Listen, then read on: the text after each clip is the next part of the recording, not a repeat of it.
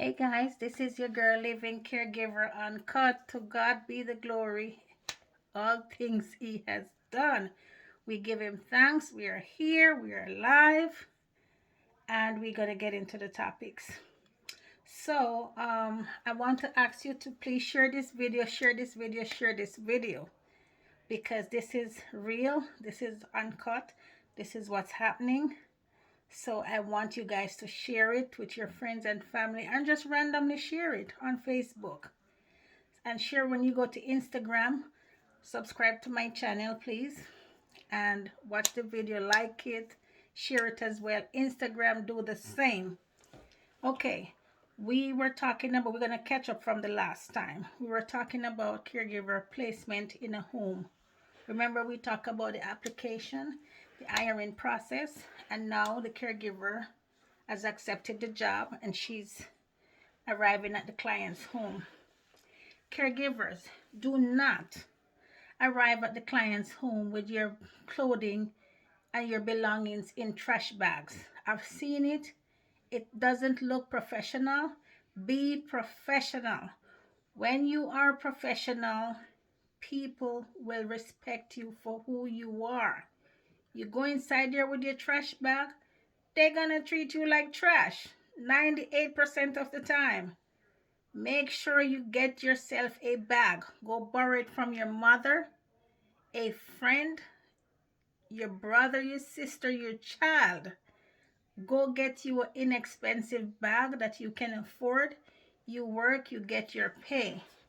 Go get you a bag. Okay? Stop turning up at the client's house with garbage bag. It doesn't look good, it doesn't smell good, and it doesn't taste good. It tells them who you are. Be professional. Okay? All right. And remember I said when you arrive at the client's home, your employer, which is the agency, supposed to be arriving with you at the same time. So everything can be explained in front of them and with you, and the three of you guys have a full understanding, which is you, the caregiver, your agency employee, and the client and their family. Okay? Stop accepting to sleep in garages. Yes, garages. I've heard about it and I've seen it. I personally, one time, a young lady called me and asked me if I could bring her a blanket and purchase a space heater until she get pay. And I said, why are you cold? And she said she couldn't talk to me, just buy it and bring for her. When I arrived, she was sleeping in the garage where the trash bin is. I told her, call your agency. I even called them myself. I said, this is wrong. This is wrong. How can you agree for a caregiver to sleep in the client's garage? Would you sleep in the garage? I asked the lady on the phone, I said, would you sleep in your garage? She couldn't answer. I said, this is wrong. And I told her, I said, if you don't come in and talk to the client and make better arrangements, because there was other rooms in the house. The house was a 4-bedroom house and the client is in one. The other 3 bedrooms were fully furnished, but the caregiver was sleeping in the garage where the trash bin is on a single bed, and she have a small refrigerator inside the cold garage. Even if it's insulated, you can't put me to sleep with your trash bin, honey. No way, I'm not gonna do that. Number one, when you look at this face, if you have that in mind, you're gonna think different. Okay, you are going to think different. So with that being said, caregivers, carry yourself professional, be professional, do your work professionally, be honest, and stop accepting these cases where the agency do not negotiate for you and make sure that you're sleeping in a humane environment. Okay? All right. Secondly, I'm after to be taking my breath. Secondly, caregivers has been sleeping in basement where it's not like some people basement. I have a friend, her basement is nice, carpet, insulated, and all kinds of stuff. Nice and dandy. You go down there to use our gym, you don't want to come up. No, those are not the kind of basement I'm talking about. I'm talking about the dusty basement with all the years of hoarding inside there, packed and stacked or throw down. The dirt, throw down the dirt on the floor. It's not evil, nothing.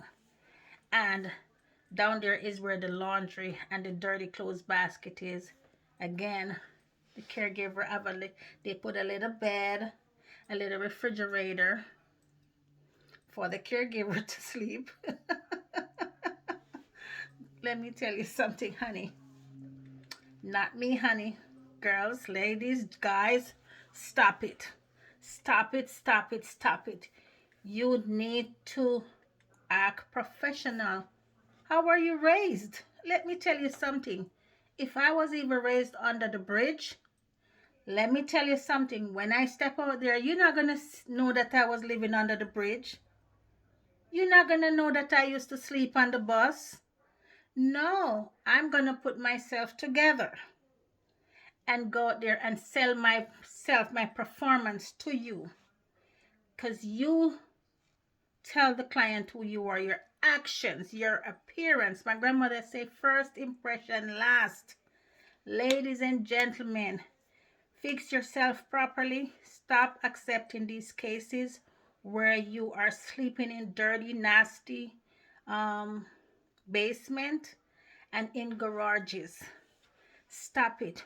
Later on when you get sick with mold and mildew in your lungs and in your blood, you don't even gonna remember you were sleeping in someone's garage and caring for their loved one. So no, don't do it. You have to be the best of you. You have to take care of you. Only you can take care of you.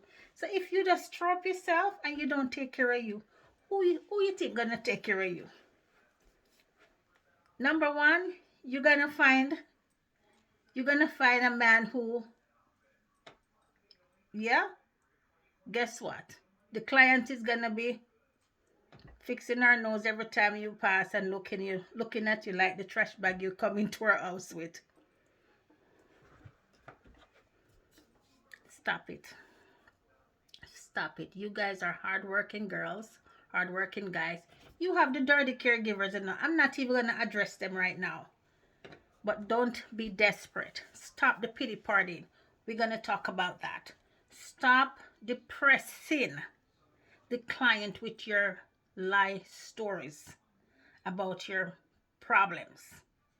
The client don't need to hear that. They have their own issues to take care of, to think about. Can you imagine you sick? I was sick before. I had a bad car accident and I was lying in my bed, in my recliner, and all I'm thinking about, if I could just relive the hour before, I wouldn't be at that place.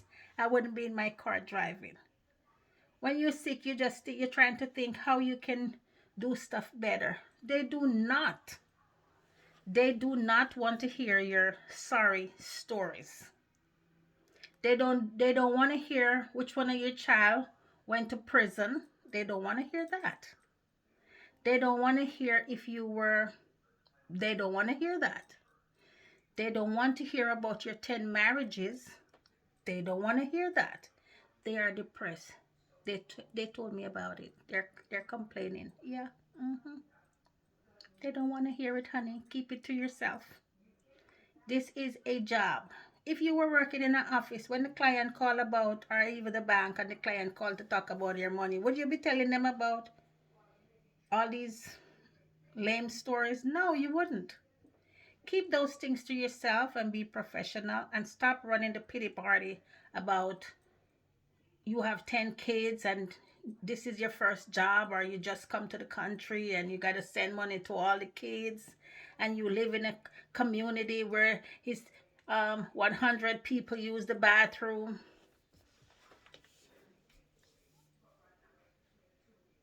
You are so messy.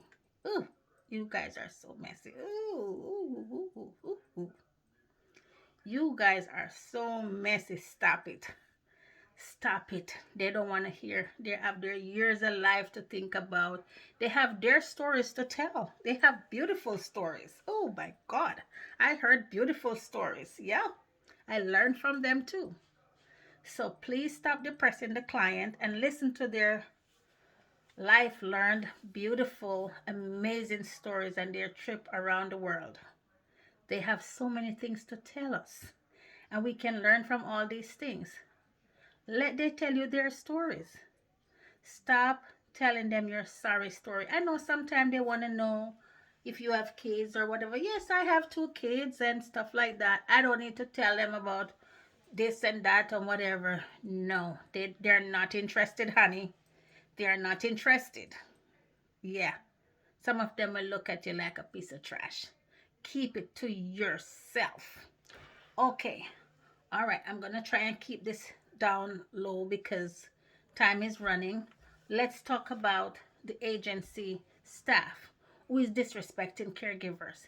Let me tell you something. You have caregivers that are living better than you all. Okay?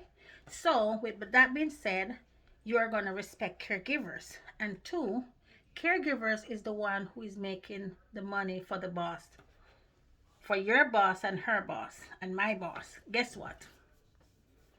Let me ask you a question, agency staff. Do you think the boss, let me see. Do you think the boss, the money the boss is paying you is coming from his IRA or his trust fund? You think so? No. It's coming from the work that the caregiver does. So you're going to be respectful to caregiver. Okay? Yes, you're going to be respectful to caregiver. Some of you mouth are dirty and nasty. Yes. Respectful to caregivers. If there's a problem, speak respectful to them. And caregivers, it goes both ways. It's not one-sided. It's not the boat that tilt like that. No, don't tilt the boat. Because you won't hear, I won't talk about your story if you tilt the boat. You show respect and you demand respect. Even when they're acting dirty, stay professional. And because they're going to go home and think about it. When they get off the phone, they'll be thinking about it. They're human beings. Okay? So they'll be thinking about it and they'll be ashamed. They might not act like they're ashamed, but they are. Okay? And they will come around back to you and apologize. They may not apologize to you, but in the future, if you're still working with that agency, they will show you more respect and you will see the difference. So keep it professional. The pity party, stop it. No trash bag in the home, stop it. I'm not saying you to go buy high-end bag. High-end bag and all that, I'm not saying you're supposed to do that. Buy bags that you can afford and go into these homes. Okay? All right. Okay, the agency. I'm still on the agencies. I'm still on them. I'm still on the agencies. This is going to be a part 2 with this one, with this part of the agency. Agencies that are putting caregivers into homes or these facilities and renting the client air mattress $10 a day for the caregiver to sleep on.